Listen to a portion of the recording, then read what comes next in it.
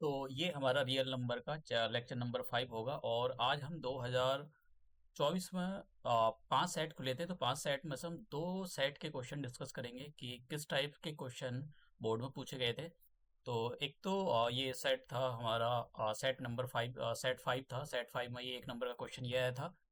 और ये सेट 5 का था। और ये जो है 2 नंबर का 2 मार्क का क्वेश्चन था यहाँ पर। और ये दूसरा सेट था, सेट नंबर 5। इसमें 3 नंबर का था। तो ओवरऑल वेटेज इसका 6 नंबर का था। और यहाँ पर ये जो था 2024 के अंदर जो सेट 1 था उसमें ये क्वेश्चन पूछा गया था। कॉम्पिटेंसी बेस्ड क्वेश्चन है ये। और ये फिर उसके बाद में सेट 1 के अंदर 2 नंबर का क्वेश्चन ये था। तो ये हम जो 2 सेट के क्वेश्चन डिस्कस करते हैं। देखो, कॉम्पिटेंसी बेस्ड क्वेश्चन जो होते हैं वो ऐसा नहीं कि बहुत मुश्किल होते हैं। बस उसमें दिक्कत ये है कि आपको अपना लॉजिक लगाना पड़ेगा। जैसे ये क्वेश्चन है, तो अब मुझे नहीं पता है कि कितने बच्चे इसका आंसर निकाल पाएंगे या नहीं निकाल पाएंगे, क्योंकि कॉम्पिटेंसी बेस्ड क्वेश्चन है। तो आपको जो आपके कॉन्सेप्ट है, जैसे मैंने आपको पीछे भी बताया है, चैप्टर ऑलमोस्ट खत्म हो गया है। मैंने आपसे बोला था कि चैप्टर मैंने एनसीईआरटी से खत्म कर दिया है, लेकिन मैं आर डी शर्मा और जो भी आर एस अग्रवाल है, पिछले साल के क्वेश्चन पेपर, सैम्पल पेपर, वो सारे सॉल्व कराऊंगा। वो सीबीएसई के हों चाहे वो मेरे भी हों, वो सभी मैं सॉल्व कराऊंगा। वो किस टाइप के क्वेश्चन पेपर पूछे जाते हैं। अब देखिए, यहाँ पर समझे जरा कि क्या दिया हुआ है, कि एलसीएम का कॉन्सेप्ट कैसे, यहाँ पर कैसे आप वैल्यू निकाल सकते हैं। 1 नंबर का क्वेश्चन है। तो आप क्या, देखो एलसीएम होता क्या है कि आप सबसे पहले, जैसे यहाँ पर ए की वैल्यू दी हुई है, ए की value 2 raise to power 4 multiply 3 raise to power 3, और बी की वैल्यू दी गई है 2 raise to power 3 multiply 3 raise to power. तो सारी की सारी जो यहाँ पर प्राइम फैक्टर फॉर्म में ये लिखा हुआ है। एलसीएम निकालने का तरीका ये होता है कि आप क्या काम करो, उसने एलसीएम दे रखा है, लेकिन हम अपना एलसीएम निकालेंगे, क्योंकि यहाँ पर जो 3 की पावर n है ये मिस है, और हमको n की वैल्यू कैलकुलेट करनी है। तो एलसीएम में ये देखते हैं कि जो भी चीज कॉमन आ रही है, ठीक है, इन तीनों नंबरों में, 1 नंबर ये हो गया, दूसरा नंबर ये हो गया, तीसरा नंबर ये हो गया, इन तीनों नंबरों में 2 रेज टू पावर 4, एक तो ये कॉमन है, यहाँ पर 2 रेज टू पावर 3 है, और यहाँ पर कुछ भी नहीं है। ठीक है, तो यहाँ पर जब कुछ भी नहीं है तो मतलब 2 रेज टू पावर 0 है। जब कुछ नहीं होता है तो 2 रेज टू पावर 0 होगा। अब जो मैक्सिमम पावर होती है एलसीएम में, क्या जब एलसीएम निकाला जाता है तो उसमें मैक्सिमम पावर देखते हैं। तो यहाँ पर 2 की पावर 4 है, यहाँ पर 2 की पावर 3 है, और यहाँ पर 2 की पावर 0 है। तो मैक्सिमम पावर कितनी है, यहाँ पर 2 की पावर 4, उसको लिखा जाता है मल्टीप्लाई। फिर उसके बाद में 3 की पावर कितनी है, यहाँ पर 3, यहाँ पर 3 की पावर कितनी है 2, और यहाँ पर कितनी है 3 की पावर n। अब देखो, अब यहीं पर गड़बड़ आ गई। ये n जो है इसका नहीं पता, ये हो सकता है 1 हो, 2 हो, 3 हो, 4 हो, कुछ भी हो सकता है। अब कैसे पता करें कि भाई इसकी वैल्यू क्या है। अब देखो, उसने एलसीएम में बोला कि n की जो, मतलब जो 3 की पावर 4 है। देखो 3 की पावर 4 एलसीएम में बोला है उसने कि 3 की पावर 4 है, लेकिन यहाँ 3 की पावर 3 है, यहाँ 3 की पावर 2 है, और तो इसका मतलब क्या हुआ, ये ही हाईएस्ट पावर है। इसका मतलब ये हुआ कि ये जो 3 की पावर 4 लिखा हुआ है, ये इसकी वैल्यू 3 की पावर n है। तो यहाँ से n की वैल्यू कितनी आ जाएगी, 4। तो दिस इज द आंसर। आप समझ गए। तो ये कॉम्पिटेंसी बेस्ड क्वेश्चन है, और इस बार जो है और ज्यादा पूछे जाएंगे। कॉम्पिटेंसी बेस्ड क्वेश्चन बढ़ते चले जा रहे हैं। उसका एक रीजन ये है, क्योंकि बच्चे अपना लॉजिक नहीं लगाते, वो भी पूरी तरह से दूसरों पर निर्भर हो जाते हैं। तो आगे चलकर उनको बहुत प्रॉब्लम का सामना करना पड़ता है। अब ये हमारे पास एक क्वेश्चन था, इसमें इसमें आपको उसने कहा है कि find the whether each of the following is rational और रैशनल। तो देख लेते हैं पहले ये वाला देखो, कितने नंबर का क्वेश्चन, पहले देखो 2 नंबर का है, 1 नंबर का ये हो गया, और 1 नंबर का ये हो गया। 2 2 नंबर के क्वेश्चन है, तो ज्यादा इसमें यहाँ पर तिकड़म मचाने की जरूरत नहीं है। सीधा ए माइनस बी का होल स्क्वायर ओपन करो, ए माइनस बी का होल स्क्वायर ओपन करो, तो कितना आ जाएगा, A square plus B square minus का 2ab। ये फॉर्मूला लिखते हैं, ज्यादा से ज्यादा ये फॉर्मूला लिख देना बस, बाकी ये सब कुछ करने की जरूरत नहीं है।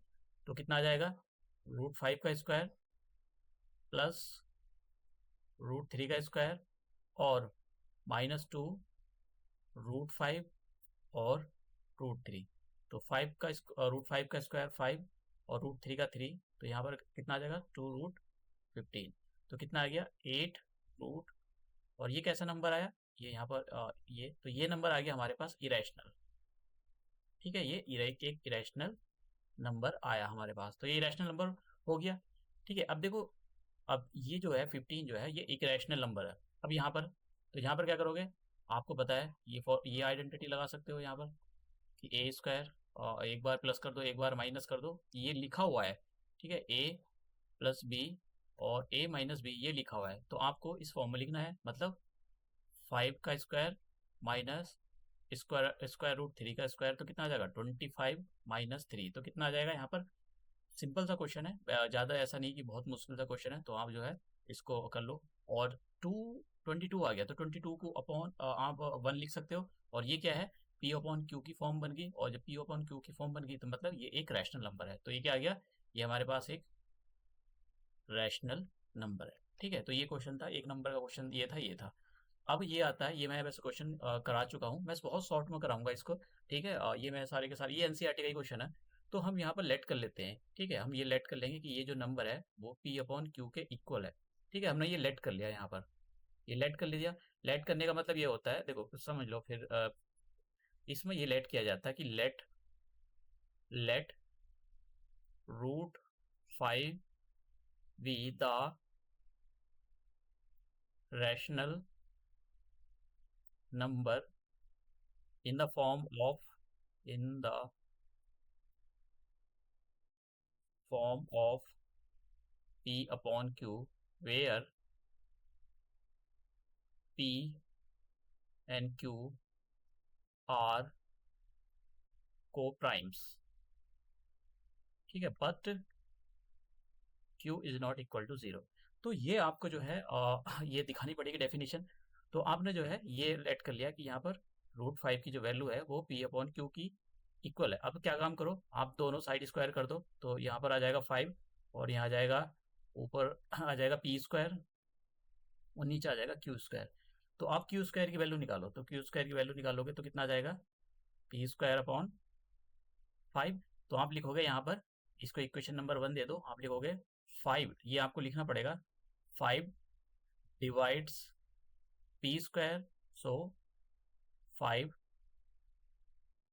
Divides P. इक्वेशन नंबर 2 दे देता हूँ इसको। तो इसका मतलब अब हम यहाँ पर क्या करेंगे, लेट कर लेंगे। लेट क्या लेट करेंगे कि जो पी की वैल्यू है वो 5k के इक्वल लेट करेंगे, और ये जो है इक्वेशन नंबर 1 में रख देंगे। यहाँ पर थोड़ा स्पेस कमा, चलो इधर रख, इधर लिख देता हूँ मैं।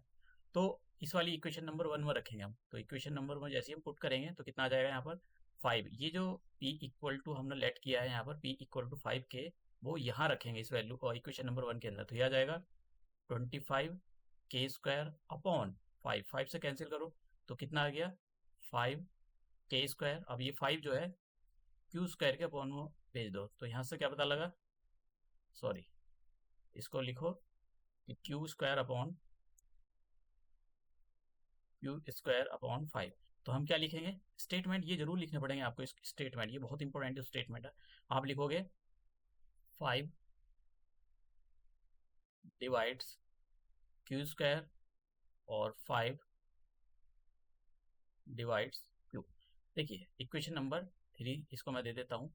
अब 2 और 3 से क्या पता लगता है, इक्वेशन नंबर 3 और इक्वेशन नंबर 2 और 3 से क्या पता लगता है, इक्वेशन नंबर 3 और 2 से ये पता लगता है कि 5 p को भी डिवाइड कर रहा है और q को भी डिवाइड कर रहा है। तो आप ऐसे लिखेंगे, equation number 2 and 3 imply that 5 is a common factor of p and q। p का कॉमन फैक्टर है, और हमने यहाँ पर क्या ऊपर क्या लेट किया था कि p और q का तो कोई कॉमन फैक्टर है ही नहीं, लेकिन यहाँ पर ये प्रूव कर दिया कि p और q का कॉमन फैक्टर 5 है। 5 p को भी डिवाइड कर रहा है और q को भी डिवाइड कर रहा है, तो इसका मतलब क्या हुआ कि ये जो हमारी अजम्पशन है ये रॉन्ग है। ठीक है, दिस देखो, this is contradict this is con, ऐसे लिख दो, ऐसे लिखो, दिस इज मत लिखो, दिस कॉन्ट्राडिक्ट्स अबव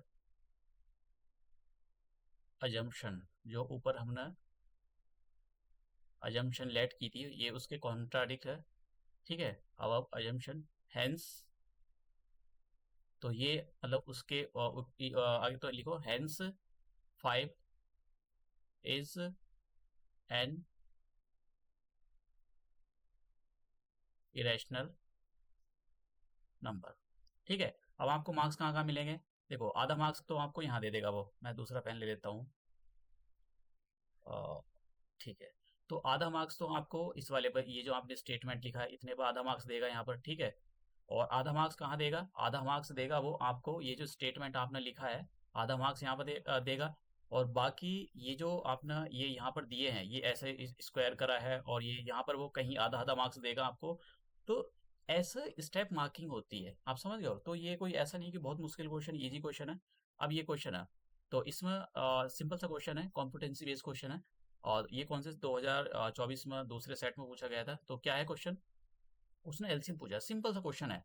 एलसीएम निकालने का तरीका देखो, पी की पावर 5 है, पी की पावर कितनी है 3, तो पी की पावर हाईएस्ट देखो, पी की पावर कितनी 5 मल्टीप्लाई क्यू की पावर कितनी 2, क्यू की पावर कितनी 4, तो हाईएस्ट पावर क्यू की पावर कितनी होगी 4। This is the LCM. ठीक है, तो कौन सा आंसर हो जाएगा, ये हो जाएगा सी, सी ऑप्शन। ठीक है, ये सी ऑप्शन हो जाएगा।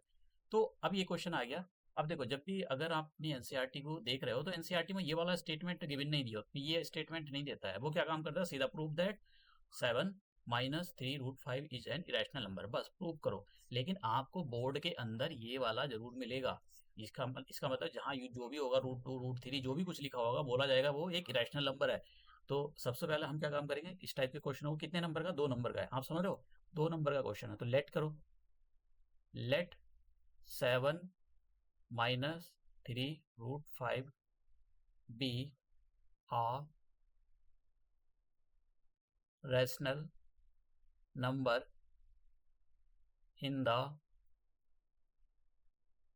form of p upon q, पूरा लिखेंगे, where p and q are co-primes।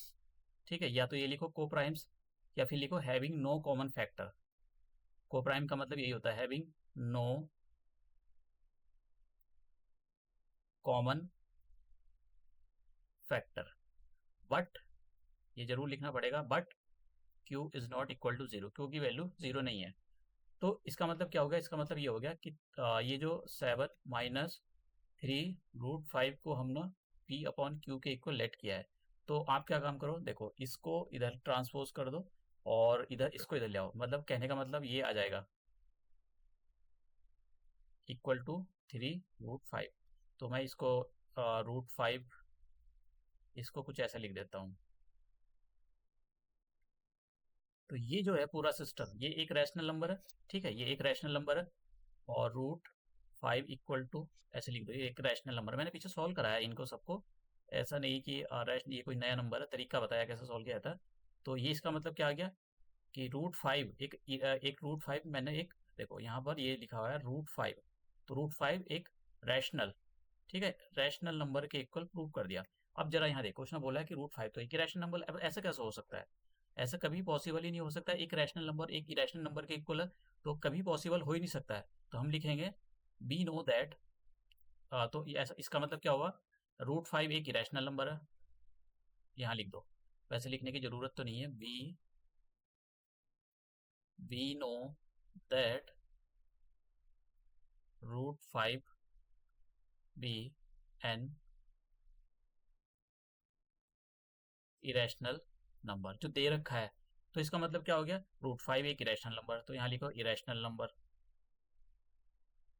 Equal to, और ये किसके इक्वल है, रैशनल नंबर के इक्वल टू, और रैशनल नंबर तो इक्वल टू रैशनल नंबर। तो ये तो कभी पॉसिबल ही नहीं हो सकता, इरेशनल नंबर रैशनल नंबर के कभी इक्वल नहीं हो सकता। दिस इज नॉट पॉसिबल, ऐसे लिखो, दिस इज नॉट पॉसिबल। ठीक है, तो हेंस इसमें ऐसे लिखेंगे, जो हमने ऊपर माना या लेट करा था, एजप्शन करा, वो हमारी रॉन्ग है। Hence our above assumption is wrong, hence 7 - 3√5 is an irrational number, is an irrational number, this is the answer। तो ये सब तरीका है क्वेश्चन को सॉल्व करने का, समझ गए आप। 2 नंबर का क्वेश्चन है, तो ऐसा नहीं कि बहुत ज्यादा तिगड़म मचा देनी है इसमें, दुनिया भर की वो मैडम कुछ कुछ मैडम या सर बताते हैं, वो बहुत देखो प्रैक्टिकली पॉसिबल नहीं हो पाता है। बताने के लिए, लिखने के लिए तो आप बहुत सारी चीजें लिख दो, 3 घंटे का टाइम होता है, क्वेश्चन कोई गलती हो जाता है उसको रिकवर करने में टाइम लग जाता है, ठीक है, काट के दोबारा करना पड़ता है। तो ये सारी चीजें नहीं हो पाती है वहां पर एग्जाम के अंदर। कि ये सब कुछ लिखना पॉसिबल नहीं होता है। तो ये मैंने आपको दिखाया कि किस टाइप के 2024 के क्वेश्चन पूछे गए हैं। अभी मैं देखो सारी चीज़ें इंक्लूड करूँगा सैम्पल पेपर में, ये मैं आपको बस थोड़े से क्वेश्चन मैंने आपको कराए हैं। कमिंग लेक्चर के अंदर मैं दूसरा चैप्टर स्टार्ट करूँगा, इसमें इस वाले प्ले लिस्ट में मैं पिछले साल के क्वेश्चन आर डी शर्मा के सारे डालता रहूँगा, ठीक है। तो ये अपना जो है लेक्चर हम यही समाप्त करते हैं और अपने दूसरे लेक्चर में मिलते हैं।